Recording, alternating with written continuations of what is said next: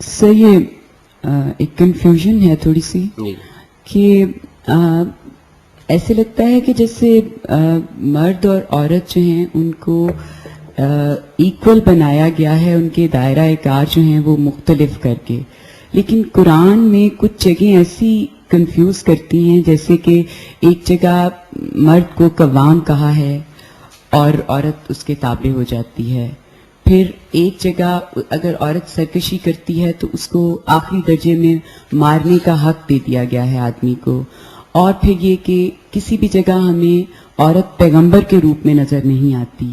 تو یہ ساری باتیں قرآن سے ایسا لگتا ہے کہ جیسے عورت کو تھوڑا سا لیسر اسٹیٹس دے دیتی ہے. تو کیا ایسا ہی ہے کہ عورت اپنی اس لیسر اسٹیٹس کو جان لے اور اس پہ مطمئن ہو جائے، یا یہ سمجھ میں غلطی ہے؟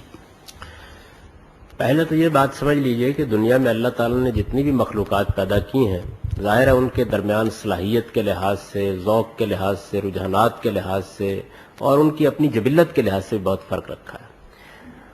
انسان کی حیثیت سے عورت اور مرد بالکل برابر ہے.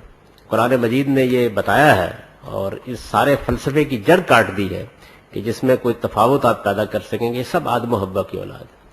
یہ بتا دیا ہے کہ ہم نے تم کو نفس واحدہ سے پیدا کیا، اسی کی جنس سے اس کا جوڑا بنایا، لہذا اس بنیاد پر کوئی فرق ان کے مابین نہیں کیا جا سکتا. لیکن یہ بالکل واضح بات ہے کہ اپنی طبیعت کے لحاظ سے، مزاج کے لحاظ سے، افتاد طبع کے لحاظ سے عورت مرد سے مختلف ہے.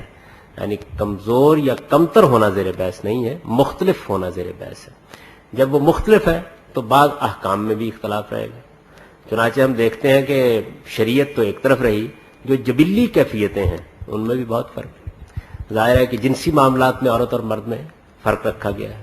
اسی طرح سے نفسیاتی معاملات میں عورت اور مرد کا فرق بالکل واضح ہے. تو یہ اختلاف ہے. اس اختلاف کے بارے میں بھی قرآن مجید نے یہ بات واضح کی ہے کہ ان میں سے ہر چیز پر ہر صنف کو فخر کرنا چاہیے، اس لیے کہ اللہ تعالیٰ نے جو کچھ اس کو بنایا ہے اسی میں اس کے لیے فضیلت کے بہت سے مواقع ہیں. یہ کسی کی کہتری یا کسی کی برتری کا موضوع نہیں. خود مردوں اور عورتوں کے مابین لاکھوں کروڑوں اربوں کی تعداد میں پیدا ہو رہے ہیں. اللہ تعالیٰ نے تفاوت رکھا ہے. کوئی شاعر ہے، کوئی ادیب ہے، کسی میں بڑی غیر معمولی اداکارانہ صلاحیتیں ہیں، کسی میں قیادت کی صلاحیتیں ہیں، کسی کو اللہ تعالیٰ نے فلسفے کا ذوق عطا فرمایا ہے، کوئی چیزوں کے اندر اتر جاتا ہے، کوئی بالکل محنت کش ہے، جسمانی چیزوں کو بہت اچھے طریقے سے انجام دیتا ہے. تو یہ معاملات خود مردوں اور مردوں کے درمیان بھی موجود ہیں. اچھا عورتوں کو دیکھیے تو ان میں بھی یہی چیز ہوگی. بڑی اعلیٰ درجے کی علمی صلاحیتیں رکھنے والی خواتین ہوں گی، اسی طریقے سے بہت سی خواتین ایسی ہوں گی جن کا ادب کا یا آرٹ کا بہت اعلیٰ ذوق ہوگا. تو یہ فرق وہاں بھی موجود ہے. تو اللہ تعالیٰ نے اس دنیا میں جو حسن پیدا کیا ہے وہ اختلاف اور تنوع سے پیدا کیا ہے. اختلاف اور تنوع ایک ایسی چیز ہے کہ جس کا کوئی آدمی اگر انکار کرے گا تو وہ گویا بداحت کا انکار کرے گا، یعنی ایک بالکل واضح بات کا انکار کرے گا. اگلا مرحلہ یہ ہے کہ پھر اللہ تعالیٰ نے جو شریعت اور احکام دیے ہیں ان میں کیا چیزیں الگ الگ رکھی ہیں. تو ہمیں جو شریعت دی گئی ہے وہ اصل میں فرق مراتب پر مبنی ہے. یعنی خاندان کی بنیاد پر جو نظم قائم کیا ہے اللہ تعالیٰ نے، اس میں فرق مراتب کو ملحوظ رکھا ہے. سارے انسان بالکل برابر ہیں، لیکن انہی انسانوں میں سے جب کسی آدمی کو ہم اپنا حکمران بنا لیتے ہیں تو ایک مرتبے کا فرق واقع ہو جاتا ہے. انہی انسانوں میں سے کسی کو ہم اپنا استاد قرار دے کر اس کے پاس تعلیم حاصل کرنے کے لیے چلے جاتے ہیں تو ہماری اور اس کی خلقت میں کوئی فرق نہیں ہوتا، لیکن مرتبے کا فرق واقع ہو جاتا ہے. انہی انسانوں میں سے ایک آدمی پیدا ہوتا ہے، وہ بیٹا ہوتا ہے اور ایک بیٹی ہوتی ہے، پھر ان کے ہاں اولاد ہو جاتی ہے تو وہ ماں اور باپ بن جاتے ہیں. تو ایک ان کا درجہ پہلے تھا، ایک دوسرا درجہ اس کے نتیجے میں وجود میں آ جاتا ہے. یہ فرق مراتب ہے جس کو ملحوظ رکھنا چاہیے. جن آیتوں کا آپ نے حوالہ دیا ہے ان میں اسی کو بیان کیا گیا ہے. یعنی عورت اور مرد کے مابین کوئی قوام اور غیر قوام کا رشتہ نہیں قائم کیا گیا. جب ایک عورت اور مرد یہ فیصلہ کرتے ہیں کہ ان کو اب بیوی اور شوہر بن کے رہنا ہے تو بیوی اور شوہر کے مابین یہ فرق مراتب قائم کیا گیا ہے. جیسے باپ اور بچوں کے درمیان یہ فرق مراتب قائم کیا گیا ہے، ماں اور بیٹے کے درمیان یہ فرق مراتب قائم کیا گیا ہے. ماں کی حیثیت سے ایک درجہ فضیلت حاصل ہے اولاد پر ماں کو، اسی طرح باپ کی حیثیت سے ایک درجہ فضیلت حاصل ہے باپ کو. بالکل ایسے ہی شوہر کی حیثیت سے ایک درجہ فضیلت حاصل ہے مرد کو. شوہر کی حیثیت سے حیثیتیں تبدیل ہو جائیں گی تو احکام بھی تبدیل ہو جائیں گے. یہ بات کہی گئی ہے. یہی معاملہ تادیب کے اختیار کا ہے. ہماری معاشرت میں باپ کو تادیب کا حق حاصل ہے، حالانکہ وہ بھی انسان ہے اور بیٹا بھی انسان ہے۔ اچھا بیٹا بڑی عمر کو بھی پہنچ جائے اور باپ اس کی تعذیب کرے تو شرافت اسی کو سمجھا جاتا ہے کہ آدمی اس کو قبول کرے۔ یہی صورتحال بیوی اور شوہر کے معاملے میں ہے۔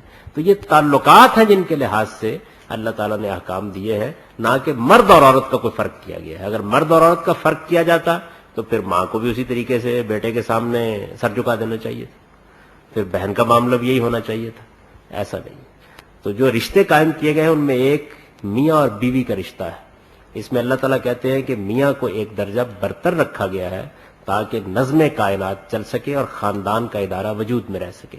اسی طریقے سے جب ان کے ہاں اولاد ہو جاتی ہے تو ماں اور باپ کو ایک درجہ برتر رکھا گیا ہے تاکہ فرق مراتب کی بنیاد پر حسن معاشرت پیدا ہو سکے۔ اور پھر یہ کہتے ہیں کہ جب وہ ایک ریاست کی شکل اختیار کرتے ہیں اور اپنے اندر سے کسی کو حکمران بنا لیتے ہیں تو اس کے قانون کی پابندی لازم ہو جاتی ہے، اس کی اطاعت کرنا ضروری ہو جاتا ہے، اس کو تعدیب کے اختیارات حاصل ہو جاتے ہیں، اس لیے کہ اس کے بغیر دنیا کا نظم نہیں چل سکتا۔ تو یہ بات ہے، اس بات پر جتنی بحث چاہے کر لیجئے، اس سے یہ نتیجہ ہرگز نہیں نکلتا کہ عورتیں کوئی کمزور یا کمتر مخلوق ہے اور مرد کوئی برتر مخلوق ہے۔ یہ فرق مراتب کا اصول ہے اور اس اصول پر ہماری معاشرت قائم ہے، اور مغرب کے سارے تہذیبی غلبے کے باوجود ہمیں اس مقام کے اوپر ڈٹ جانا چاہیے، اس لیے کہ یہ وہ چیز ہے کہ جس سے بڑی کوئی نعمت نہیں ہے، فرق مراتب۔